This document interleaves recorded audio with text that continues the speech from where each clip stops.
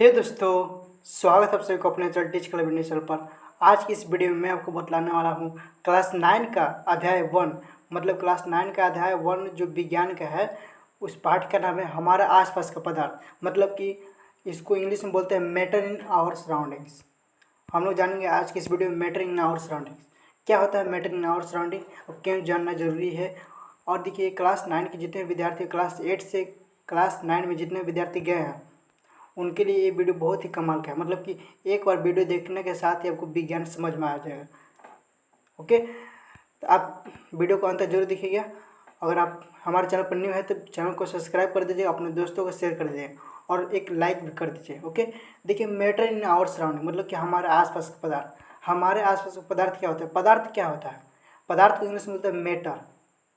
Okay, और इन मतलब में होता है, और मतलब हमारा या हमारे, और सराउंडिंग मतलब आसपास। तो परिभाषा इसी में छुपा हुआ है, पदार्थ की परिभाषा, कि हमारे आसपास जितने भी चीज़ दिखते हैं, जो भी चीज़ दिखता है, जैसे कि यहाँ पर एक मनुष्य है, कोई एक बच्चा है। ओके, अगर यहाँ पर खड़ा है, अगर ये यहाँ पर खड़ा है, रोड पर खड़ा है, तो इसके आसपास घर दिखेगा। यहाँ पर कुछ पेड़ पौधा दिखेगा। मतलब कि जो कुछ भी दिख रहा है, एक छोटा सुई का नोक भी होगा ना, वो भी अगर दिख रहा है तो भी हो गया आपका पदार्थ। मतलब कि जो स्थान घेरता होगा ना, जिसमें द्रव्यमान हो, उसी को बोलते हैं पदार्थ। अब हम लोग समझते हैं यहाँ इस वीडियो, ये देखिए वीडियो थोड़ा सा लंबा होगा, लेकिन वीडियो को अंत तक जरूर देखिए, क्योंकि इस वीडियो में बहुत सारी बातें बतलाऊंगा और इसके क्वेश्चन से भी बतलाऊंगा वीडियो के अंत में। और इसमें से जो इम्पोर्टेंट जो क्वेश्चन होगा, मतलब कि एसआई मात्रक जो होगा, बहुत इंपॉर्टेंट होता है, जो कि एग्जाम में पूछा जाता है, हर एग्जाम में पूछा जाता है। 2022 में पूछा गया है क्लास 9 के एग्जाम में। तो इसको आप ध्यान से देखिएगा और वीडियो को अंत में जरूर देखिएगा। ओके, देखिए, अपने चारों ओर नज़र दौड़ाने पर विभिन्न प्रकार की वस्तुएं नजर आती हैं, जिनका आकार, आकृति और बनावट अलग अलग होती है। इस विश्व में प्रत्येक वस्तु जिस सामग्री से बनी है, उसे वैज्ञानिकों ने पदार्थ का नाम दिया है। मतलब कि हमारे आसपास जो भी दिखता है वो पदार्थ का ही नाम दिया गया है। तो मैं इसको शॉर्ट में पढ़ता हूँ। देखिए, जिस हवा में हम सांस लेते हैं, जो हम खाते हैं, पत्थर, जो भी दिखता है, बादल, तारे, पौधे, पशु, यहाँ तक कि पानी की एक बूंद या रेत का एक कण, ये सभी पदार्थ है। ध्यान देने योग्य बात यह है कि ऊपर लिखी सभी वस्तुओं का द्रव्यमान और एक कुछ स्थान आयतन घेरती है। मतलब कि जो बालू हो जाता है, जो क्या बोलते हैं, रेत बोलते हैं, रेत का एक कण जो होता है, यहाँ पर डॉट है ना इस पर, तो जो स्थान घेर रहा है, इतना स्थान घेर रहा है, इसका भार होगा। मतलब कि इसका भार होगा, बूंद जो होता है, एक पानी का बूंद, उसका भार होगा एक डॉट, इतना मतलब कि जगह घेर रहा है। इसी को बोलते हैं पदार्थ। तो ये प्राचीन काल से ही मनुष्य अपने आसपास के समझने का प्रयास कर रहे हैं, अपने आसपास को समझने का प्रयास कर रहे हैं। प्राचीन काल के दार्शनिकों ने पदार्थ को 5 मूल तत्वों में बांटा गया है। कौन कौन सा हम लोग जानते हैं? पंच तत्वों को उसको नाम से जान जाते हैं, जैसे कि वायु, पृथ्वी, अग्नि, जल और आकाश। उनके अनुसार इन्हीं पंच तत्वों से सभी वस्तुएं बनी हैं, चाहे वो सजीव हो या निर्जीव। उस समय के यूनानी दर्शकों ने भी पदार्थ को इसी प्रकार वर्गीकृत किया था। मतलब कि उस समय भी वर्गीकृत किया गया था, लेकिन वो वैज्ञानिकों के अनुसार नहीं था। आधुनिक वैज्ञानिकों ने पदार्थ के भौतिक गुणधर्म एवं रासायनिक प्रकृति के आधार पर 2 प्रकार से वर्गीकृत किया है। पदार्थों को 2 प्रकार से वर्गीकृत किया है। इस विषय में हम लोग आज पढ़ेंगे। इस अध्याय में हम भौतिक गुणों के आधार पर पदार्थ के बारे में ज्ञान अर्जित करेंगे, मतलब कि जानेंगे। पदार्थ के रासायनिक पहलुओं को आगे के अध्याय में पढ़ेंगे। मतलब पदार्थ के आगे हम लोग जानेंगे, पदार्थ के रासायनिक पहलुओं पर जानेंगे, लेकिन अभी हम लोग जानेंगे भौतिक गुणों के आधार पर जानेंगे पदार्थ के बारे में। लेकिन यहाँ पर देखिए, बढ़ने से पहले कुछ यहाँ पर दिए गए हैं इंपॉर्टेंट, जो है यहाँ पर नीचे इंपॉर्टेंट है। क्या है? अंतर्राष्ट्रीय मात्रक पद्धति के अनुसार आयतन का मात्रक जो होता है 1 एक घन मीटर बराबर होता है, मीटर क्यूब के बराबर होता है। आयतन मापने का साधारण मात्रक होता है लीटर, लीटर से मापा जाता है। और 1 लीटर बराबर होता है 1 डेकामीटर के क्यूब होता है, और 1 लीटर बराबर होता है 1000 ml। और यहाँ पर देख सकते हैं 1 ml बराबर होता है 10⁻³ सेंटीमीटर क्यूब के बराबर होता है। ओके, आपको समझ में आ गया होगा इतना। अब हम लोग बढ़ते हैं इसी की ओर। देखिए, वीडियो लंबा हो गए। अब हम लोग जानेंगे पदार्थ के भौतिक स्वरूप क्या होता है। पदार्थ के कणों से मिलकर बना होता है।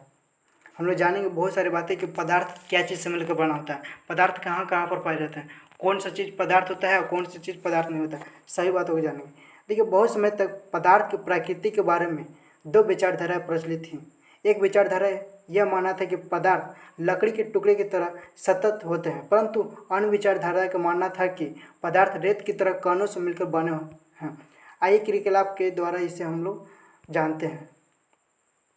देखिए, यहाँ पर क्रियाकलाप दिया गया है, क्या है कि एक 100 ml का बीकर लिया और इस बीकर को जल से आधा भरकर जल का स्तर निशान लगा दें। और यहाँ पर इसी प्रकार से आप पढ़ सकते हैं, इसको शर्करा दिया गया है। फिर यहाँ पर देखिए हम लोग बढ़ते हैं। इन प्रश्नों को उत्तर पाने के लिए हमें इस विचारधारा को स्वीकारना होगा कि पदार्थ के कणों के बने होते हैं। उपरोक्त क्रियाकलाप से चम्मच में रखी गई नमक या शर्करा अब पूरे पानी में घुल गए हैं। जैसा कि नमक या शर्करा अब पूरे पानी में घुल गई है, जैसा कि 1.1 चित्र में दर्शाया गया है। हम लोग देख सकते हैं 1.1 चित्र की ओर यहाँ पर दर्शाया गया है। ये जो क्रियाकलाप था, आप इसको मैं पढ़ के सुनाई देता हूँ। देखिए, एक 100 ml का बीकर लेना है। बीकर मतलब क्या होता है कि एक मग होता है ना, उसी को लेना है और जल से आधा भरकर, यहाँ पर मैं बना देता हूँ, जल से आधा भरकर उसे निशान लगा देना है। दिए गए नमक या शर्करा को कांच की छड़ी से मदद से उसको घोलना, मतलब कितना तक पानी लेके उसको एक डंडी से, मतलब कोई चीज़ से, चम्मच से उसको घोलना है। जल का स्तर में आए बदलाव पर ध्यान देना है। अगर यहाँ तक टिक मारल था, अगर देखिए घोलने के बाद अगर उस मतलब बढ़ता है तो उसको ध्यान देना है। आपके अनुसार नमक या शर्करा क्या हुआ, ये कहाँ क्या होगा, इसी को दर्शाना। मतलब कि जब भी मतलब कि एक मतलब कि इसमें ये हो गया आपका जल में चीनी या नमक को घोलते हैं तो इसमें मिल जाता है। तो इसमें देखिए बढ़ता भी नहीं है, तो इस कहाँ चल जाता है, पानी में घुल जाता है। ओके, तो कहाँ चल जाता है, इसी को हमको ध्यान देना। यहाँ पर देखिए, इसको देखिए दिया गया है चित्र 1.1। जब हम लोग बदला सकते हैं इसके अनुसार, जब हम जल में नमक घोलते हैं तो नमक के कण जल के कणों के बीच रिक्त स्थान समावेशित हो जाता है। तो इससे सिद्ध होता है कि पानी के अंदर रिक्त स्थान होता है। ओके, यही चीज़ को दर्शाना था। तो हमको देखना है क्या कि पदार्थ के एक कण कितने छोटे होते हैं। देखिए, पदार्थ के कण बहुत ही छोटे होते हैं, जैसे कि हम लोग जान सकते हैं। देखिए, यहाँ पर पोटेशियम क्या है, पोटेशियम परमैंगनेट के 2 बीकर लेना है। मतलब कि एक पोटेशियम, जैसे कि इसमें एक गिलास हो गया और ये भी गिलास हो गया, ये भी बहुत सारे गिलास यहाँ पर हो गया। ओके, और देखिए इसमें एक नील से घेर दिया गया, मतलब नील जो होता है ना, एक बूंद नील लेके इसमें पानी में घोल दिया गया है। और इसमें कि 90% जो है इसको इसमें भी ले लेते हैं और फिर 10% छोड़ देते हैं, या फिर 10% लेके इसको 90% छोड़ देते हैं, 90%, और फिर इसमें से इसमें भी लेंगे और इसी प्रकार से लेते लेते मतलब कि कम घोल बचेगा। तो इसी प्रकार से मतलब देख सकते हैं कि पदार्थ के कण बहुत मतलब कि क्या होता है, बहुत ही छोटे छोटे होते हैं। यही चीज़ को दर्शाता है कि अनुमान लगाइए कि पदार्थ के कण इतने छोटे होते हैं, कितने छोटे होते हैं कि प्रत्येक बार तनुकृत करने पर घोल का रंग हल्का होता है और फिर पानी रंगीन नजर आता है। यह प्रयोग दर्शाता है कि पोटेशियम परमैंगनेट बहुत थोड़े से क्रिस्टल से पानी की बहुत अधिक मात्रा 1000 लीटर भी रंगीन हो जाती है। इससे हम ये निष्कर्ष निकाल सकते हैं कि पोटेशियम परमैंगनेट के केवल एक क्रिस्टल में कई सूक्ष्म कण होते हैं। मतलब कि इससे यह निष्कर्ष निकलता है कि एक बूंद अगर पोटेशियम परमैंगनेट है तो उसका बहुत सारा उसमें सूक्ष्म कण होते हैं, बहुत छोटे छोटे कण होते हैं। एक कण छोटे छोटे कणों से विभाजित होते हैं। अब हम लोग जानेंगे अगला अध्याय में, मैं आपको बतलाऊंगा या अंतिम में बतलाऊंगा कि जो छोटे छोटे बूंद होते हैं या फिर इतने छोटे छोटे कण होते हैं, इसको बारे में जानना क्यों जरूरी है, इसको बारे में मैं बतलाऊंगा क्यों जरूरी है। लेकिन आगे की वीडियो में मतलब कि पार्ट 3 में पढ़ना है। ये स्थिति में एक कण छोटे भागों में विभाजित नहीं किए जा सकते हैं। पोटेशियम परमैंगनेट की जगह 2 मिलीलीटर डेटोल भी ये क्रियाकलाप कर सकते हैं। तनुकृत होने की ये महक हमें मिलती रहेगी।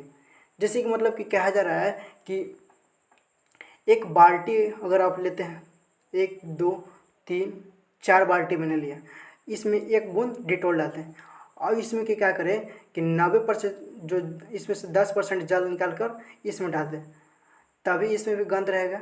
इसमें भी गंध भी रहेगा, और इसमें से इसमें भी डाल देंगे तो इसमें भी गंध आपका रहेगा।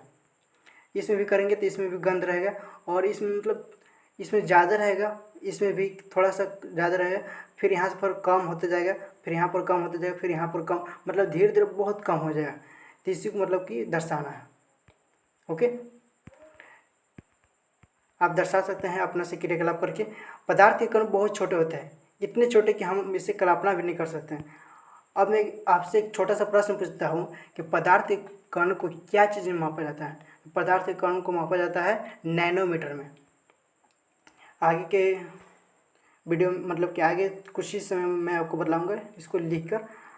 पदार्थ के कणों की अभिलाक्षणिक गुण जानेंगे कि पदार्थ के कणों के बीच रिक्त स्थान होता है कि नहीं होता है, अब जानेंगे। देखिए पोटेशियम, जैसे कि दो उदाहरण आपको मिल गए, दो क्रियाकलाप आपने देखा कि उसमें पोटेशियम परगनेट और नमक शर्करा से आप लोग जान गए होंगे कि पानी के बीच घुल जाता है, तो फिर कहाँ चल जाता है? पानी के अंदर, मतलब कि रिक्त स्थान है, तो इसी प्रकार से दर्शाना है। इसी प्रकार जब हम चाय, कॉफ़ी या नींबू पानी बनाते हैं तो एक पदार्थ के कण दूसरे पदार्थ के कणों के रिक्त स्थानों में समावेशित हो जाती है।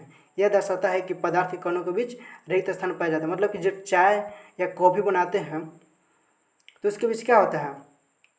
नींबू या पानी या फिर चीनी वगैरह घुल जाता है, मतलब कि उसके अंदर घुल जाता है, मतलब कि उसके अंदर जगह रहता है, पानी के अंदर जगह रहता है, जिसके वजह से घुल जाता है, समावेशित अपने ओर आकर्षक कर लेता है, आकर्षक बना लेते हैं। ये आप लोग समझ गए होंगे कि पदार्थ के अगर गुणधर्म आपको लिखने के लिए कह दिया जाए तो आप लिख सकते हैं क्या कि पदार्थ के कणों से मिलकर बना होता है। क्या चीज़ से मिलकर बना होता है? पदार्थ कणों से मिलकर बना होता है। और दूसरा का आप लिख सकते हैं कि पदार्थ के कणों के बीच रिक्त स्थान होता है। अब हम लोग देखते हैं पदार्थ के कण निरंतर गतिशील होते हैं। कैसे होते हैं अब हम लोग जानते हैं। देखिए, अपनी कक्षा के किसी कोने में एक बोझी हुई अगरबत्ती रख दें। इस सुगंध को लेने के लिए आपको इसके समीप जाना पड़ता है। अब अगरबत्ती जला दे, क्या होता है? क्या दूर से इसका सुगंध आपको मिल पाता है? यह परीक्षण नोट करना है। जैसे कि मान लीजिए ये आपका रूम है, ये आपका कमरा है। अगर यहाँ पर एक मोमबत्ती ला के मैंने धर दिया, नया एक मोमबत्ती ला के धर दिया इस कोने पर, तो क्या इसका गंध यहाँ पर सूंघ सकते हैं? यहाँ से यहाँ तक नहीं सूंघ सकते। जबकि अगर इसको जला देंगे, यहाँ से अगर जला देते हैं इसको माचिस से, अगर हम यहाँ भी रहेंगे तो इसको सूंघ सकते हैं। और ऐसे भी एक कहावत होता है या फिर पूछा जाता है कि ऐसा कौन सा चीज़ आप लेंगे कि 10 रुपये में या 5 रुपये में, जिससे आपका रूम या घर आपको एक ही मतलब सस्ती दर में आपको घर में पूरा एकदम सुगंध फैल सके, तो होगा आपका अगरबत्ती। ओके, अब हम लोग क्रियाकलाप की ओर बढ़ते हैं। क्रियाकलाप में क्या दर्शाना है? जल से भरे 2 गिलास या 2 बीकर ले। पहले बीकर के एक सिरे पर सावधानी से 1 बूंद लाल या नीली स्याही डाल दें और उसमें से शहद डाल दें। इनको अपने घर के या कक्षा के कोने में रख देना है और फिर इन्हें प्रेक्षणों को नोट करना है। स्याही का बूंद डालने के बाद तुरंत बाद क्या देखा? शहद की बूंद डालने के बाद तुरंत बाद आपने क्या देखा? ये चीज़ को दर्शाना है। और यहाँ पर है मतलब कि प्रश्न पूछा जा रहा है कि स्याही का रंग पूरे जल में एक समान रूप से फैलने में कितने घंटे या समय लगता है। और यहाँ पर देखिए क्रियाकलाप दिया गया है, इसको भी पढ़ लेते हैं। यहाँ पर क्या कि 1 गिलास गर्म पानी और दूसरा ठंडा पानी से भरे गिलास में कॉपर सल्फेट या पोटेशियम परमंगनेट का क्रिस्टल डालें और एक और रख दें। हिलाना नहीं है, मतलब डालने के बाद उसको हिलाना नहीं है, क्रिस्टल को सतह को बैठने देना है। जब भी मतलब कि पानी में घोलेंगे इसे, तो उसमें जैसे डालेंगे तो उसको हिलाना नहीं है, उसको स्थिर छोड़ देना है। गिलास में ठोस क्रिस्टल के ठीक ऊपर क्या दिखाई देता है आपको बतलाना है। समय बीतने पर क्या होता है? इससे ठोस और द्रव के कणों के बारे में क्या पता चलता है। यहाँ पर प्रश्न पूछा जा रहा है, लेकिन इसके आंसर मैं बता रहा हूँ। क्या तापमान के साथ मिश्रित होने की दर बदलती है? क्यों और कैसे? अब देखिए हम लोग समझते हैं इसको क्यों और कैसे होता है। तो इससे हमें क्या निकलता है निष्कर्ष कि ये जो क्रियाकलाप जितने भी हैं 1.3, 1.4 और 1.5 में निम्नलिखित निष्कर्ष निकलता है। एक ही निष्कर्ष निकलता है जो है पदार्थ के कण निरंतर गतिशील होता है, अर्थात उनमें गतिज ऊर्जा होती है। तापमान बढ़ने से कणों की गतिज ऊर्जा हो जाती है। जैसे कि इसलिए हम कह सकते हैं कि तापमान बढ़ने से कणों की गतिज ऊर्जा बढ़ जाती है। जैसे कि अगर आप चाय बनाते हैं अपने घर में, यहाँ पर जैसे नीचे से आप टेम्परेचर देंगे ना, तो अगर पानी होगा तो पानी उबलेगा, तो वो देखिए वहाँ पर गति करेगा, पानी गति करेगा तो वाष्प बन के उड़ जाएगा। ओके, तो मतलब कि उसको प्रकाश, मतलब कि उसको चाहिए क्या चाहिए, टेम्परेचर चाहिए, तापमान चाहिए, और जब तापमान जब मिलेगा तो गति करेगा। ये आपको समझ में आएगा। अब हम लोग जानते हैं आगे की ओर। उपरोक्त तीनों क्रियाकलापों में हमने देखा कि पदार्थ के कण अपने आप ही एक दूसरे के साथ अतः मिश्रित हो जाते हैं। ऐसा कणों के रिक्त स्थानों में समावेश के कारण होता है। किसके कारण होता है? समावेश के कारण, मतलब मिलने के कारण दोनों को होता है। दो विभिन्न पदार्थों के कणों का स्वतः मिलना ही विसरण कहलाता है। अब आपसे पूछा जा सकता है कि विसरण किसे कहते हैं? विसरण दो पदार्थ को आपस में मिलना ही विसरण कहलाता है। जैसे कि चीनी और पानी का आपस में मिलना ही विसरण कहलाता है। ओके, हमें यह भी पता चलता है कि गर्म करने पर विसरण तेज हो जाता है। ऐसा क्यों होता है? हम लोग जानते हैं, क्योंकि हम लोग जानते हैं ना कि पदार्थ के कण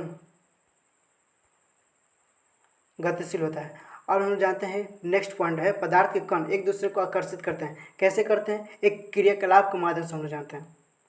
क्रियाकलाप 1.6 यहाँ पर है, इस खेल को एक मैदान में खेले। आगे बताए गए ढंग से 4 समूह में मानव श्रृंखला बनाए। पहला समूह ईद मिनट को की तरह एक दूसरे के पीछे कसकर, मतलब कि पकड़ लेना है, जैसे कि यहाँ पर देख सकते हैं चित्र में।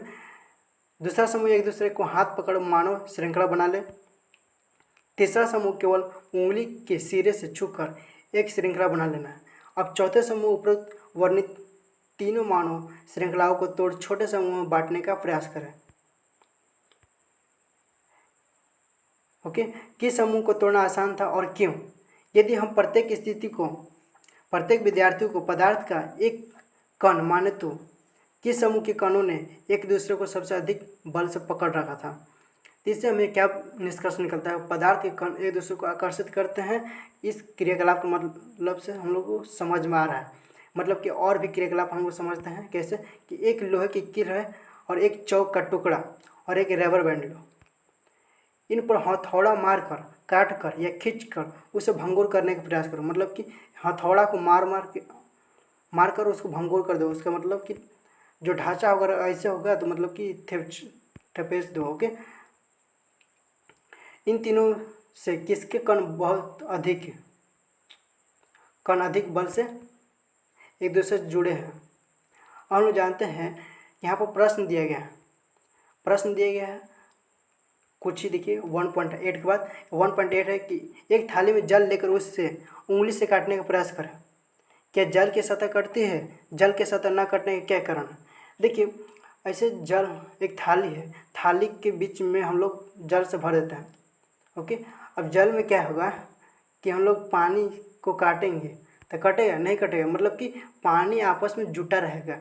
अगर यहाँ से ऐसे कटेंगे ऐसे हाथ से तो दोनों आपस में जुटा रहेगा, इसलिए नहीं कटेगा। तो इससे यह निष्कर्ष निकलता है कि पदार्थ के कणों के बीच एक बल कार्य करता है। यह बल कणों को एक साथ रखता है, मतलब कि आपस में रखता है जोड़कर। इस आकर्षण बल को सामर्थ्य प्रत्येक पदार्थ में अलग अलग होता है। तो इसीलिए हमको पता चल रहा है कि पदार्थ के कण एक दूसरे को आकर्षित करता है। यहाँ पर पानी कट नहीं रहा है, मतलब कटेगा भी नहीं, इसलिए आकर्षित करता है। मतलब पदार्थ के तीसरे के गुणधर्म के बारे में पता चल गया है। देखिए यहाँ पर कुछ प्रश्न उत्तरित दिए गए हैं, आप इसे पढ़ सकते हैं। और इसको मैं बतला देता हूँ क्योंकि बहुत सारे स्टूडेंट को नहीं आता है ऐसे प्रश्न, छोटे छोटे प्रश्न हैं। प्रश्न नंबर 1 है, यहाँ पर देख सकते हैं, निम्नलिखित में से कौन सा पदार्थ है? कुर्सी, वायु, स्नेह, गंध, घृणा, बादाम, विचार, शीत, नींबू, पानी, इत्र की सुगंध। देखिए यहाँ पर जो इतना प्रश्न है इन सब का मैं बता देता हूँ कौन सा पदार्थ है और कौन नहीं है। देखिए कुर्सी पदार्थ है। कैसे पदार्थ? तो कुर्सी जगह घेरता है, स्थान घेरता है, उसका भार होता है। वायु भी पदार्थ है। स्नेह किसी पर दया भाव नहीं, ये पदार्थ नहीं है। गंध भी पदार्थ है, वायु के साथ, मतलब कि ठोस द्रव गैस है ना, गैस होता है। घृणा क्या है? घृणा पदार्थ नहीं है। ओके, बादाम पदार्थ है। विचार भी पदार्थ नहीं है। ये मैं आपको डिनोट कर देता हूँ इसको। यहाँ पर एक है और ये हुए आपका, और यहाँ पर एक है। अब तो ये शीत क्या है? शीत भी पदार्थ है। नींबू पानी भी पदार्थ है। इत्र का सुगंध भी पदार्थ है आपका। ओके, तो इसमें से 3 ठो क्या है? पदार्थ नहीं है। और यहाँ पर देखिए एक छोटा सा बहुत ही मजेदार क्वेश्चन दिया गया है। क्वेश्चन नंबर 2, निम्नलिखित परीक्षण के कारण बतलाना है। गर्मा गर्म खाने की गंध कई मीटर दूर से ही आपके पास पहुंच जाती है, लेकिन ठंडे खाने की महक लेने के लिए आपको उसके पास जाना पड़ता है, क्यों? देखिए मैं इसका आंसर बता देता हूँ। क्योंकि गतिशील हो जाता है, जिसके कारण वायु के संपर्क में जैसे ही खाना आता है ना, तो गतिशील हो जाता है, जिसके कारण वो हमारे पास आने का मतलब कि ठंडे खाने का महक हमको पास नहीं पहुंच पाता है, लेकिन गर्मा गर्म खाने के गंध कई मीटर दूर से ही पता चल जाता है। और इसे मैं डिटेल में बताऊंगा आगे इसी वीडियो में। पदार्थ के कणों की क्या विशेषता है आपको लिख देना है, जो जो मैंने विशेषताएं बतलाएं। जैसे कि पदार्थ के कण एक दूसरे को आकर्षित करते हैं। दूसरा का आप लिख सकते हैं कि पदार्थ के कण निरंतर गतिशील होते हैं। तीसरा का आप लिख सकते हैं कि पदार्थ के कणों के बीच रिक्त स्थान होता है। और फिर आप लिख सकते हैं कि पदार्थ कणों से मिलकर बना होता है। और ये जो आपका प्रश्न यहाँ पर है, स्विमिंग पूल में गोताखोर पानी काट होता है, इससे पदार्थ का कौन सा गुण प्रेक्षित होता है? पदार्थ का गुण तभी भी मैं थोड़ा सा पीछे यहाँ पर जो बतलाया है पीछे, आप मुझे कमेंट करके बतला सकते हैं इसका आंसर, नहीं तो मैं आपको बतला देता हूँ। इसका होगा आपका, यहाँ पर देख सकते हो पानी कट नहीं रहा है, मतलब कि पानी के साथ एक दूसरे के साथ आकर्षित बल लग रहा है। पदार्थ के कण एक दूसरे को आकर्षित कर रहे हैं। ओके, अब हम लोग जानेंगे पदार्थ की अवस्थाएं के बारे में, मतलब पदार्थ के कितने प्रकार होते हैं इस जानेंगे। देखिए पदार्थ की अवस्थाएं के बारे में जानने के लिए सिंपल ट्रिक है। देखिए पदार्थ के बारे में अपने आसपास के पदार्थों को ध्यान से देखिए, ये कितने प्रकार के होते हैं। हम पाते हैं कि पदार्थ के 3 प्रकार होते हैं। कौन कौन से? ठोस, द्रव, गैस। देखिए ठोस, द्रव, गैस मतलब कि एक ईटा है, तो ईटा जगह स्थान घेर रहा है, मतलब कि वो हो गया आपका ठोस। अभी डिटेल में बतलाऊंगा। और द्रव जो होता है पानी को बोलते हैं द्रव। और गैस जो होता है आपको सिंपल से वायु दिख रहा होगा, उसी मतलब दिखता नहीं है, महसूस कर रहे होंगे, वही हो गया आपका सांस जो ले रहे हो उसी को बोलते हैं गैस। पदार्थ की ये अवस्था है उसके कणों की विभिन्न विशेषताओं के कारण होती है। अब हम पदार्थ की तीनों अवस्थाओं के गुणों का विस्तार करेंगे। लेकिन देखिए मैं इसका परिभाषा याद करवाता हूँ, सिंपल तरीका है। ठोस, ठोस को इंग्लिश में बोलते हैं सॉलिड, SOLID, सॉलिड बोलते हैं, LIED होता है शायद ना। देखिए ठोस का मतलब कि याद करने का तरीका है, ठोस जिसका आकार या फिर आयतन बोल सकते हैं। आकार और आयतन मतलब कि जिसका आयतन और द्रव्यमान हो, क्या हो? आयतन और द्रव्यमान हो, उसी को बोलते हैं ठोस। और द्रव क्या होता है? द्रव मतलब कि लिक्विड होता है। लिक्विड का मतलब कि जिसका द्रव्यमान हो लेकिन आकार नहीं होना चाहिए, आयतन नहीं होना चाहिए, उसी को बोलते हैं द्रव। और गैस जिसका आकार और आयतन निश्चित नहीं होता है, उसी को बोलते हैं हम लोग गैस। ये आपको छोटी सी परिभाषा आपको अच्छी लगी हुई। ओके, अब हम लोग जानते हैं ठोस की अवस्था के बारे में। जैसे कि यहाँ पर एग्जांपल दिया गया, पेन, किताब, सुई, लकड़ी का छड़, मतलब कि जो भी हो आपका, ये आपको दर्शा रहा है क्या चीज़ के बारे में? ठोस के बारे में दर्शाया जा रहा है। ये आप पढ़ सकते हैं आप अपने से भी। तो यहाँ पर देख सकते हैं हमें उपरोक्त सभी उदाहरण ठोस के हैं। हम देख सकते हैं कि इन सभी का निश्चित आकार, स्पष्ट सीमाएं, स्थिर आयतन यानी नगण्य संपीड़ितता है। बाएं बल लगने पर ठोस अपने आकार को बनाए रखते हैं, बल लगाने पर ठोस टूट जाता है, लेकिन इनका आकार नहीं बदलता, इसलिए ये दृढ़ होते हैं। लेकिन यहाँ पर कुछ सवाल पूछे गए। देखिए यहाँ पर कुछ है, बहुत इंपॉर्टेंट है। रबर बैंड को क्या माना जाएगा?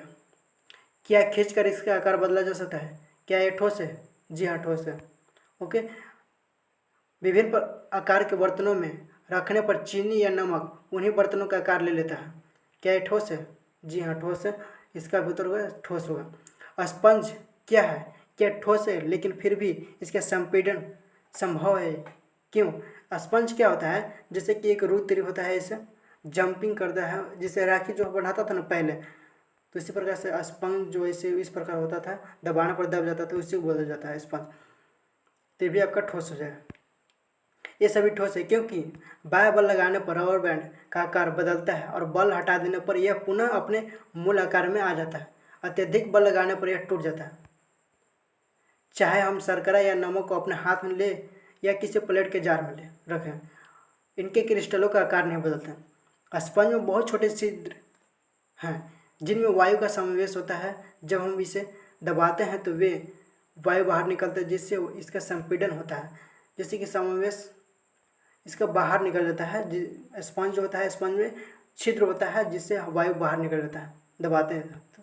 अब जानते हैं द्रव अवस्था के बारे में। द्रव जो होता है, द्रव का परिभाषा मैंने बताया था कि जिसका आकार निश्चित ना हो लेकिन द्रव्यमान जो होता है आपका निश्चित हो, उसी को बोलते हैं द्रव। इस सिंपल परिभाषा है, बस खाली 2 वर्ड का मेल है। अगर आपको आकार या आयतन, ओके, बस छोटा सा इतना ही छोटा सा परिभाषा याद करना है। मतलब कि जिसका आकार या आयतन ना हो लेकिन द्रव्यमान हो, उसी को बोलते हैं द्रव। ओके, हम लोग जानते हैं द्रव्यमान के बारे में। कुछ क्रियाकलाप को हम लोग पढ़ते हैं जो कि बहुत ही अच्छा लगेगा आपको। यहाँ पर देख सकते हैं, बिना क्रियाकलाप को पढ़ने के बाद मैं आपको बतलाता हूँ कि द्रव का आकार नहीं होता लेकिन आयतन निश्चित होता है। मतलब कि द्रव का आकार नहीं होता है लेकिन आयतन मतलब भार निश्चित होता है। जिस बर्तन में इन्हें रखा जाए उसी का आकार लेता है। द्रव्यों में बहाव होता है, इनका आकार बदलता है, इसलिए ये दृढ़ नहीं लेकिन तरल जरूर होता है।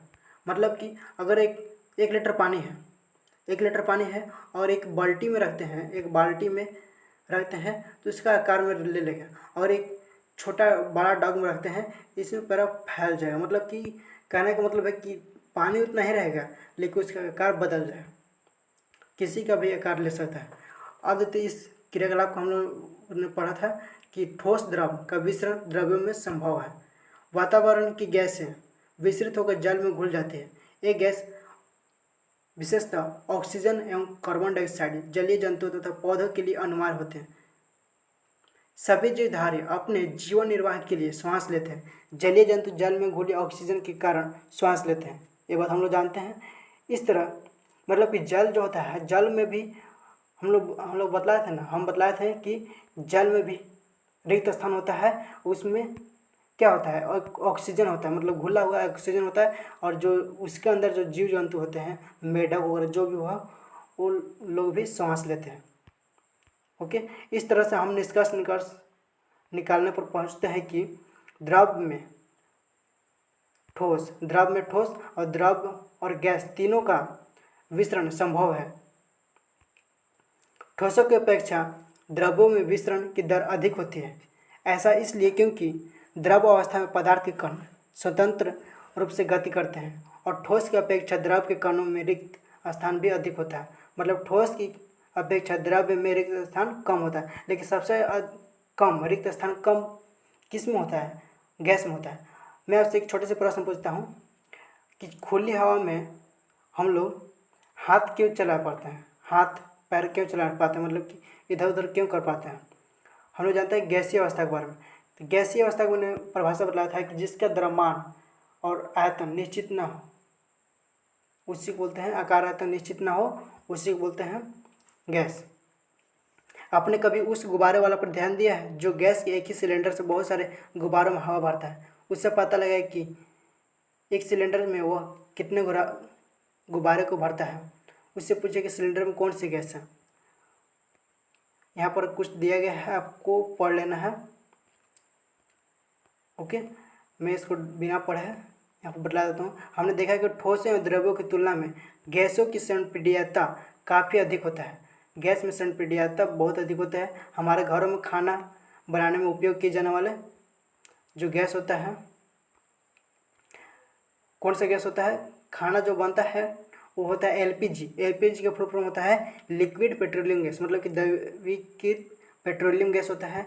या तो फिर और फिर ये अस्पतालों में दिए जाने वाले ऑक्सीजन सिलेंडर में संपीड़न गैस जो होता है, मतलब कि सीएनजी। आजकल वाहनों में ईंधन के लिए भी संपीड़न प्राकृतिक गैस का उपयोग किया जाता है। ये दोनों फुल फॉर्म बहुत इंपॉर्टेंट है, आप इसको याद कर लें। ओके, और फुल फॉर्म से रिलेटेड मैं वीडियो का लिंक मैं डिस्क्रिप्शन में दे दूँगा, तो आप उसको ज़रूर चेकआउट करेंगे। ओके, संपीड्यता काफ़ी अधिक होने के कारण गैस के अत्यधिक आयतन को एक कम आयतन वाले सिलेंडर में संपीड़ित किया जा सकता है एवं आसानी से एक स्थान से दूसरे स्थान तक भेजा जा सकता है। हमारे नाक तक पहुंचने वाली गंध से बिना रसोई में प्रवेश किए बिना हम जान सकते हैं कि क्या पकाया जा रहा है और ये गंध हमें तक कैसे पहुंच पाते हैं। खाने की गंध के कण वायु में मिल जाते हैं और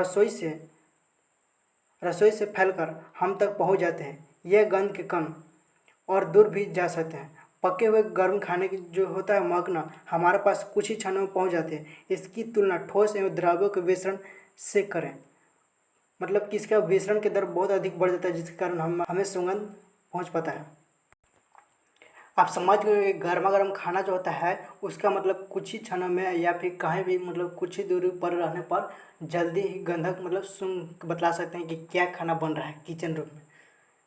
तो किसके कारण होता है? विसरण की दर बढ़ने के कारण हमें वो गंध पता चल जाता है क्या खाना बन रहा है। कणों की तेज गति और अत्यधिक रिक्त स्थानों के कारण गैसों का अन्य गैसों से विसरण बहुत तीव्र से होता है। जैसे कि यहाँ पर देख सकते हैं, यहाँ पर 3 आकृति है। Okay, ABC।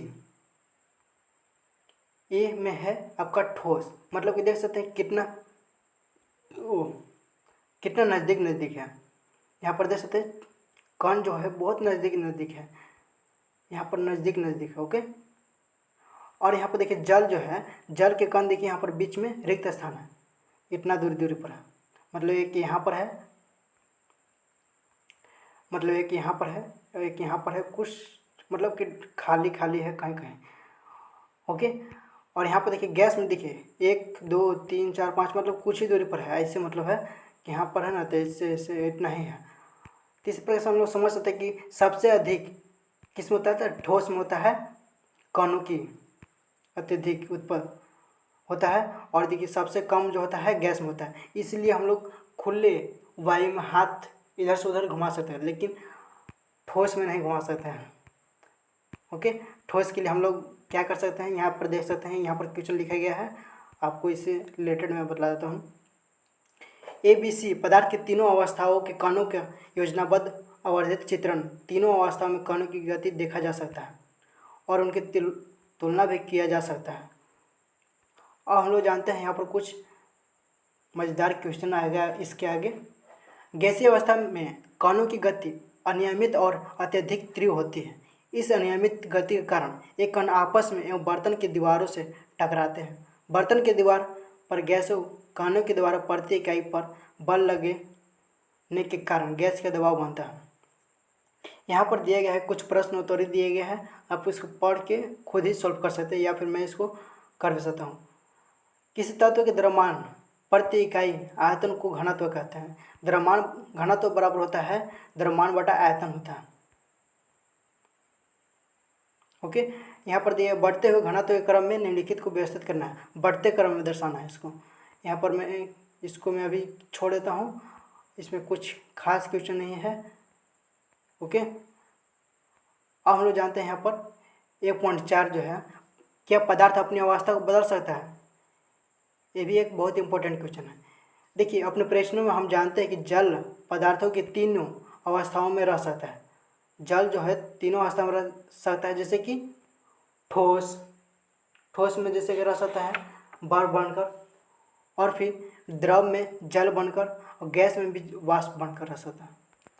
आपसे यह भी पूछा जा सकता है, कोई पूछ सकता है या फिर आप किसी से पूछ सकते हैं कि ऐसा कौन सा पदार्थ है जो तीनों अवस्था में रह सकता है? तो हो गया आपका जल जो हो गया, आपको सिंपल सा उदाहरण है यहाँ पर दे सकते हैं। जल का मतलब कि बर्फ बनकर भी रह सकता है, और जल भी बनकर रह सकता है, और जल वाष्प बनकर भी रह सकता है। तीनों अवस्था में पदार्थ की तीनों अवस्था में रह सकता है। अवस्था बदलने के दौरान पदार्थ के अंदर क्या होता है? अवस्था के परिवर्तन से पदार्थ के कणों पर क्या प्रभाव पड़ता है? क्या हमें इन प्रश्नों का उत्तर नहीं पूछना चाहिए? आइए जानते हैं। तापमान परिवर्तन का प्रभाव। तापमान परिवर्तन का प्रभाव जो है हम लोग ऐसे ही बता देते हैं। ये जो क्रियाकलाप है 1.12 जो है आप इसे पढ़ सकते हैं, मैं इसको डायरेक्ट बता देता हूँ। ठोस के तापमान को बढ़ाने पर उसके कणों की गति जो है बढ़ जाते हैं। मतलब कि ठोस के तापमान को अगर उसको टेम्परेचर दिया जाएगा तो बढ़ जाएगा, अपने आप उसका गति जो है बढ़ जाएगा। गति ऊर्जा में वृद्धि होने के कारण कण अधिक तेजी से कंपन करने लगता है। ऊष्मा के द्वारा प्रदत्त की गई ऊर्जा कणों के बीच आकर्षण बल को पार कर लेती है। इस कारण कण अपने नियत स्थान छोड़कर अधिक स्वतंत्र होकर गति करने लगते हैं। एक अवस्था ऐसी आती है जब ठोस पिघलकर द्रव में परिवर्तित हो जाता है। ओके, मतलब कि ऐसा कर सकते हैं जैसे कि लोहा है, लोहा को पिघलाया जाता है, मतलब आग के टेम्परेचर दे के उसको पिघला सकते हैं, और जब पिघलाते हैं तो इसको क्या बोलते हैं हम लोग जानते हैं इस वीडियो में। देखिए यहाँ पर है, यहाँ पर देखिए लोहा को जलाया जा रहा है, टेम्परेचर दिया गया है और उसको जलाया जा रहा है। तो हम लोग बता सकते हैं कि जिस न्यूनतम ताप पर ठोस पिघलकर द्रव बन जाता है उसको बोलते हैं गलनांक। मतलब कि लोहा को अगर टेम्परेचर देकर उसको जलाते हैं, पिघलाते हैं, तो उसको बोलते हैं गलनांक बोलते हैं। मतलब कि ठोस से उसको द्रव में बदलने की प्रक्रिया को गलनांक कहते हैं। ये आपको समझ में आ गया होगा। अब देखिए बर्फ का गलनांक होता है 273.15 के में होता है। के मतलब केल्विन होता है। गलने की प्रक्रिया यानी ठोस से द्रव अवस्था में परिवर्तन को संलग्न कहते हैं। अब देखिए यहाँ पर जो बहुत इंपॉर्टेंट दिया गया है, नोट करके लिखा गया है, आपको इसको समझना है। देखिए तापमान का एसआई मात्रक होता है केल्विन और 0 डिग्री सेल्सियस बराबर होता है 273.15 के होता है। सुविधा के लिए हम इस दशमलव के पूर्णांक को बनाकर 0 डिग्री सेल्सियस बराबर 273 के लिखते हैं या फिर मानते हैं। तापमान का माप केल्विन से सेल्सियस में बदलने के लिए दिए हुए तापमान में से 273 घटाना चाहिए और फिर सेल्सियस से केल्विन में बदलने के लिए 273 जोड़ देना चाहिए। ओके, इसका मैं Q&A कराऊंगा, मतलब किसी क्वेश्चन से कराऊंगा कि सेल्सियस से केल्विन में कैसे बदले और केल्विन से सेल्सियस में कैसे बदले और सेल्सियस से केल्विन में कैसे बदले। इसका मैं अंतिम में बतलाऊंगा इसी वीडियो में। संलग्न कहते हैं। कैसे कहते हैं संलग्न? मतलब कि बर्फ का गलनांक 273.15 के होता है। गलने की प्रक्रिया यानी कि बर्फ जो गल जाता है, मतलब लोहा जो पिघल कर गल जाता है ना, तो ठोस से द्रव में बदलता है, परिवर्तन को इसको बोलते हैं संलग्न बोलते हैं। तो किसी ठोस की गलने की प्रक्रिया तापमान समान रहता है, ऐसे में ऊष्मीय ऊर्जा कहाँ जाती है? अब हम लोग जानते हैं कि ऊष्मीय ऊर्जा जो होता है वो कहाँ चला जाता है। देखिए गलने के प्रयोग की प्रक्रिया के दौरान आपने ध्यान दिया होगा कि गलनांक पर पहुंचने के बाद जब तक संपूर्ण बर्फ पिघल नहीं जाती तापमान नहीं बदलता। बीकर को ऊष्मा प्रदान करने वाले बावजूद भी ऐसा होता है। कणों के पारस्परिक आकर्षण बल को वशीभूत करके पदार्थ की अवस्था को बदलने में इस ऊष्मा का उपयोग होता है। चूँकि तापमान में बिना किसी तरह की वृद्धि दर्शाए इस ऊष्मीय ऊर्जा को बर्फ अवशोषित कर लेती है। यह माना जाता है कि यह बीकर में ली गई सामग्री छुपी रहती है, जिसे गुप्त ऊष्मा कहते हैं। मतलब कि गुप्त ऊष्मा किसे कहते हैं आगे बतलाता हूँ मैं थोड़ा सा देर में। यहाँ गुप्त का अभिप्राय है छुपी हुई, मतलब वायुमंडलीय दाब पर 1 kg ठोस को उसके गलनांक पर द्रव में बदलने की जितनी उसमें ऊर्जा की आवश्यकता होती है उसे संलग्न की प्रसुप्त ऊष्मा कहते हैं। अर्थात 0 डिग्री सेल्सियस प्लस 273 के पर जल की कणों की ऊर्जा को उसी तापमान पर कणों की ऊर्जा से अधिक होती है। मतलब कि अगर पूछा जाए कि गुप्त ऊर्जा किसे कहते हैं, ये तो आपको समझ में आ गया होगा कि गुप्त ऊष्मा किसे कहते हैं। मतलब कि एक बीकर में जो इसका मतलब कि जो था क्रियाकलाप, जब आप क्रियाकलाप के अनुसार पढ़ेंगे तो आपको समझ में आ जाएगा कि मतलब कि उसमें ऊर्जा को बर्फ अवशोषित कर लेती है। यह माना जाता है कि यह बीकर में ली गई सामग्री छुपी होती है, तो इसी को बोलते हैं गुप्त ऊष्मा कहते हैं। अब देखिए संलग्न की प्रसुप्त ऊष्मा किसे कहते हैं? मतलब कि वायुमंडलीय दाब मतलब कि 1 kg ठोस जो होता है उसका गलनांक द्रव में बदलने के लिए जितनी उसमें ऊर्जा की आवश्यकता होती है उसी हम लोग बोलते हैं संलग्न की गुप्त ऊष्मा, प्रसुप्त ऊष्मा बोलते हैं। ओके, अब हम लोग आगे बढ़ते हैं कि जब हम जल में ऊष्मीय ऊर्जा देते हैं तो कण अधिक तेजी से गति करते हैं। यह एक निश्चित तापमान पर पहुंचकर कणों में इतनी ऊर्जा आ जाती है कि वे परस्पर आकर्षण बल को तोड़कर स्वतंत्र हो जाते हैं। इस तापमान पर द्रव गैस में बदलना शुरू हो जाता है। वायुमंडलीय दाब पर वह तापमान जिस पर द्रव उबलने लगता है उसे इसका क्वथनांक कहते हैं। मतलब कि चाय बनाते हैं या फिर पानी गर्म करते हैं, हीट करते हैं, तो देखिए वो उड़ने लगता है, वाष्प बनकर उड़ने लगता है, तो उसी को बोलते हैं क्वथनांक। मतलब द्रव से गैस बदलना क्वथनांक कहलाता है। क्वथनांक समष्टि गुण है। द्रव के सभी कणों को इतनी ऊर्जा मिल जाती है कि वे वाष्प में बदल जाते हैं। जल के लिए यह तापमान 273 के बराबर मतलब कि 100 डिग्री सेल्सियस बराबर मतलब कि 273 के 373 के चाहिए। क्या आप वाष्पीकरण की गुप्त ऊष्मा को परिभाषित कर सकते हैं?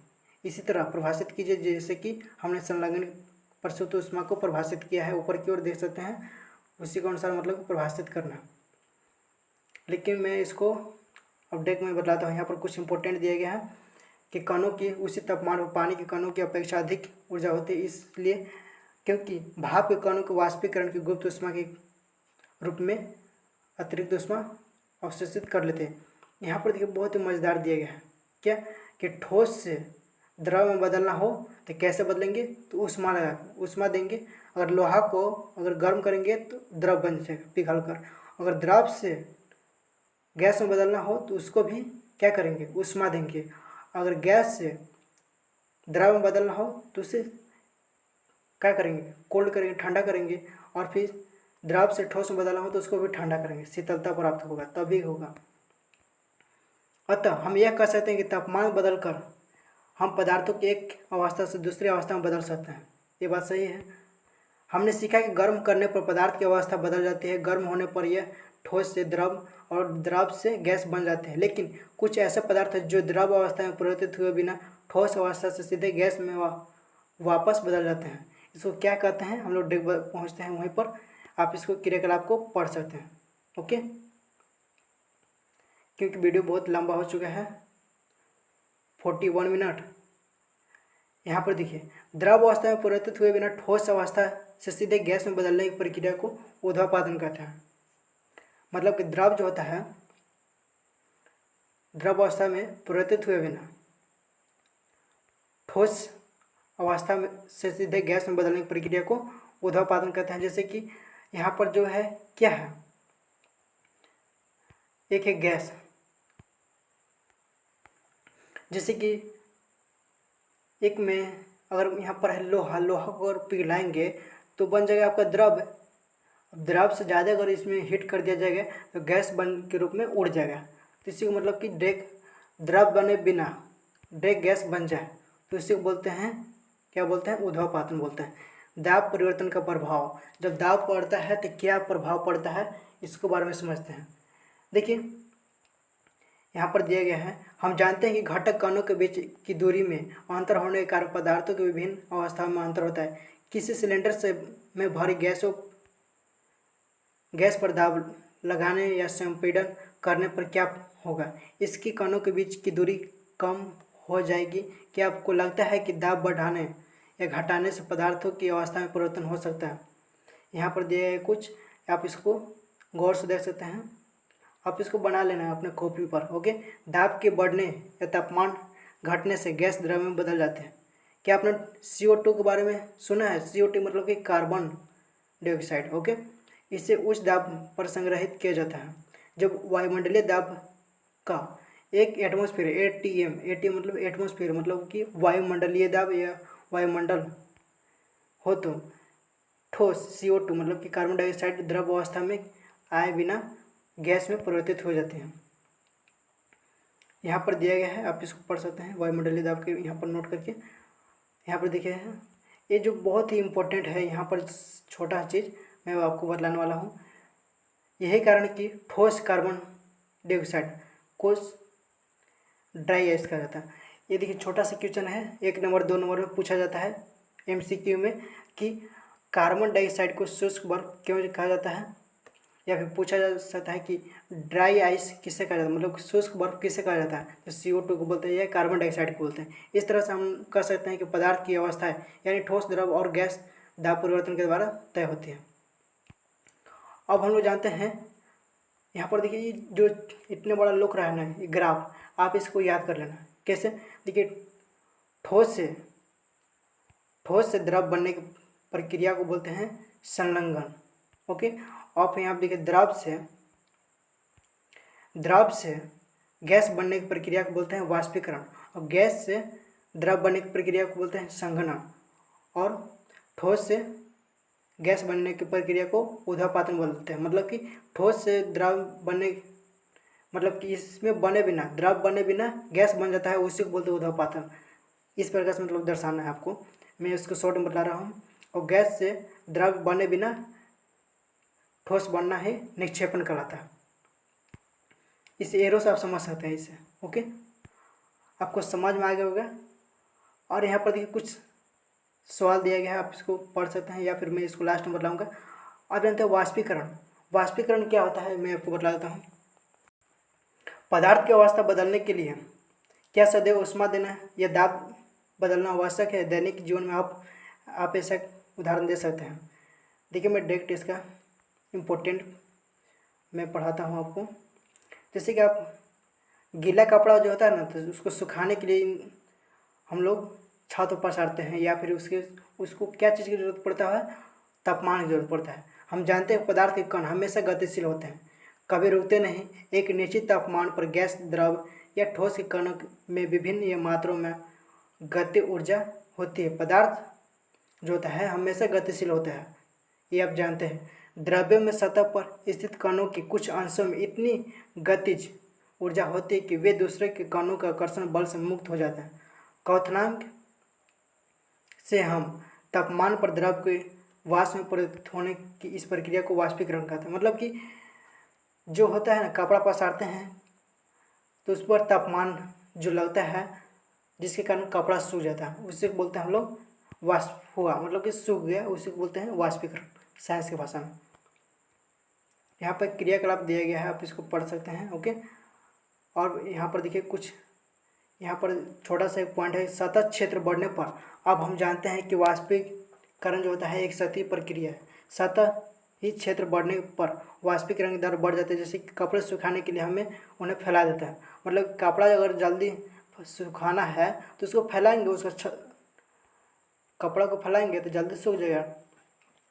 दूसरा का पॉइंट है कि तापमान में वृद्धि, मतलब कि तापमान बढ़ने पर कणों, उसके कणों का पर्याप्त गति ऊर्जा मिलती है, जिससे वे वाष्पीकृत जल्दी हो जाते हैं। आर्द्रता में कमी, वायु में विद्यमान जल वाष्प की मात्रा आर्द्रता कहते हैं। मतलब कि जल वाष्प जो होता है, जैसे कि ठंडी ठंडी हवा बढ़ता है, उसी को बोलते हैं आर्द्रता। किसी निश्चित तापमान पर हमारे आसपास की वायु में एक निश्चित मात्रा में जल वाष्प होता है। जब वायु में जल कणों की मात्रा पहले से ही अधिक होगी तो वाष्पीकरण की दर बढ़ेगी। मतलब कि जल वाष्प, मतलब कि ठंडी हवा के साथ अगर हवा बढ़ रही है, हवा बह रहा है लेकिन ठंडा हवा बह रहा है, अगर उसको कपड़ा अगर सुखाएंगे तो देरी से सूख गया, क्योंकि मौसम जो है उसका जो हवा जो है उसमें आर्द्र है, ठंडी हवा बह रहा है, जिसके कारण ठंडे के दिन में अगर कपड़ा सुखाएंगे तो क्या जल्दी नहीं सूखता है, तो उसी प्रकार से ये दर्शाता है। वायु की गति में वृद्धि, हम जानते हैं कि तेज वायु में कपड़े जल्दी सूख जाते हैं, और वायु के तेज होने से जल वाष्प के कण वायु के साथ उड़ जाते हैं, जिससे आसपास के जल वाष्प की मात्रा घट जाती है। ये बहुत ही छोटा एग्जांपल था। मतलब कि गर्मी के दिन में कपड़ा सुखाते हैं तो जल्दी सूख जाता है, क्योंकि वहाँ पर क्या होता है, वहाँ पर हमें प्रॉपर, मतलब कि हमेशा तेज धूप चलता है, और मतलब कि टेम्परेचर हाई रहता है उस समय। वाष्पीकरण के कारण शीतलता कैसे होती है? जैसे कि यहाँ पर एक है, आप इसको पढ़ सकते हैं, बहुत ही छोटा सा एग्जांपल है, आप इसको पढ़ सकते हैं। यहाँ पर हम लोग जानते हैं इसके बारे में। तेज धूप वाले गर्म दिनों के बाद अपनी छत या खुले स्थान पर जल छिड़कते हैं, क्योंकि जल वाष्पीकरण की गुप्त ऊष्मा सतही को शीतलता बनाती है। क्या आप शीतल वाष्पीकरण के कारण शीतलता होने के उदाहरण दे सकते हैं? गर्मियों में हमें सूती कपड़े क्यों पहनना चाहिए? बहुत ही छोटे प्रश्न है और बहुत ही इम्पोर्टेंट प्रश्न है। शारीरिक प्रक्रिया के कारण गर्मियों में हमें ज़्यादा पसीना आता है, जिससे हमें शीतलता मिलती है। जैसे कि हम लोग गर्मी के दिनों में क्या करते हैं, ज़्यादा पसीना आता है, ज़्यादा पसीना आता है तो वो सूख जाता है, जिससे हमें शीतलता महसूस होता है। वाष्पीकरण के दौरान द्रव की सतह के कण हमारे शरीर या आसपास उस ऊर्जा प्राप्त करके वाष्प में बदल जाते हैं। वाष्पीकरण के प्रस्तुत ऊष्मा के बराबर ऊष्मीय ऊर्जा को हमारे शरीर में अवशोषित हो जाते हैं, जिससे शरीर शीतल हो जाता है। चूँकि सूती कपड़ों में जल का अवशोषण अधिक होता है, इसलिए हमारा पसीना उसमें अवशोषित होकर वायुमंडल में आसानी से वाष्पीकृत हो जाता है। अब यहाँ पर जानते हैं कि बर्फीले जल जो होता है, ठंडे पानी में जो होता है, भरे गिलास की बाहरी सतह पर जल की बूंदें क्यों नजर आती है। जैसे कि एक गिलास है और यहाँ पर पानी भरा हुआ है, इसमें पानी भरा हुआ है, ठंडा पानी है, तो इसमें देखिएगा कि बाहर से एक बूंद होता है, ऐसे बूंद की लेयर बन जाता है। कैसे हो जाता है, इसका कारण क्या है जानेंगे। छोटी सी है, मतलब पूछा जाता है, बहुत इंपॉर्टेंट वीवीआई क्वेश्चन है, एक प्रकार से देखा जाए तो बहुत वीवीआई। ओके, देखिए कारण क्या है कि किसी बर्तन में हम बर्फीली जल रखते हैं तो जल्दी ही बर्तन की बाहरी सतह पर हमें जल की बूंदें नजर आने लगी, क्योंकि वायु में उपस्थित जल वाष्प की ऊर्जा जो होता है ना, पानी के संपर्क में आकर कम हो जाती है, यह द्रव अवस्था में बदल जाती है। मतलब कि ऐसे पानी अगर है तो यहाँ पर वायु जब चलेगा तो वहाँ पर कम हो जाएगा, वो जो आकार ले लेगा आपको बूंद के ले लेगा, पानी की बूंद का आकार ले लेगा, तो इसी को बोलते हैं हम लोग बोल सकते हैं कि द्रव अवस्था में बदल जाता है, जो हमें जल की बूंदों के नजर रूप में आता है। गर्म या शुष्क दिनों में कूलर ठंडा क्यों करता है, ये आपका क्वेश्चन है, आपके लिए है, आप इसका सोल्यूशन कर सकते हैं या फिर मैं इसको बता दूंगा। देखिए कुछ इंपॉर्टेंट जो राशियाँ दिए गया है, तापमान जो है, तापमान का एसआई मात्रक होता है, तापमान का मात्रक होता है केल्विन के, तो केल्विन का संकेत होता है के। लंबाई का मीटर होता है तो मीटर का प्रतीक होता है एम होता है, और सहंति का किलोग्राम केजी होता है, और भार का होता है न्यूटन, न्यूटन होता है आपका प्रतीक। ओके, और आयतन का मात्रक होता है घन मीटर, मतलब कि एम का क्यू, और घनत्व का होता है किलोग्राम प्रति घन मीटर, मतलब कि किलोग्राम मीटर प्रति क्यूब यहाँ पर दिया गया है। और इस प्रकार से दाब का होता है मात्रक पास्कल। ये बहुत इंपॉर्टेंट है, ये एग्जाम में जरूर पूछा जाता है। अब यहाँ पर कुछ क्वेश्चन आंसर है, अब मैं इसको बताता हूँ। देखिए यहाँ पर है कि निम्नलिखित तापमानों को सेल्सियस इकाई में बदलना है। देखिए यहाँ पर पहला कि 300 के, मतलब कि 300 में से 273 को हटा देंगे। ओके, अगर फिर यहाँ पर है दूसरा का है 573, 573 में से 273 को घटा देंगे तो यह आ जाएगा का आपका आंसर आ जाएगा सेल्सियस में। ओके, और यहाँ पर है निम्नलिखित तापमानों को केल्विन इकाई में बदलना है। केल्विन में बदलना है तो मतलब सेल्सियस में दिया गया 25 डिग्री सेल्सियस है, इसको केल्विन में बदलने के लिए 273 प्लस 25 कर देंगे, मतलब कि 5 3 8 और 7 2 9, 298 डिग्री क्या हो जाएगा के में, 298 केल्विन होता है। उसी प्रकार से इसको भी ऐड कर देंगे 273 के। ये जानकारी आपको अच्छी लगी, ये वीडियो आपको अच्छी लगी क्लास 9 से रिलेटेड, तो आप इसका सेकेंड पार्ट देखना चाहते हैं तो आप इस चैनल को सब्सक्राइब करें, और इसका मैं डिस्क्रिप्शन में लिंक दे दूँगा क्लास 9 का सेकेंड पार्ट का, चैप्टर 2 का साइंस का। ओके, तो आप इसको ज़रूर चेकआउट करिएगा इसी चैनल के थ्रू। मिलते हैं नेक्स्ट वीडियो में, तब तक के लिए जय हिंद, जय भारत, जय हिंद साथियों, नमस्कार।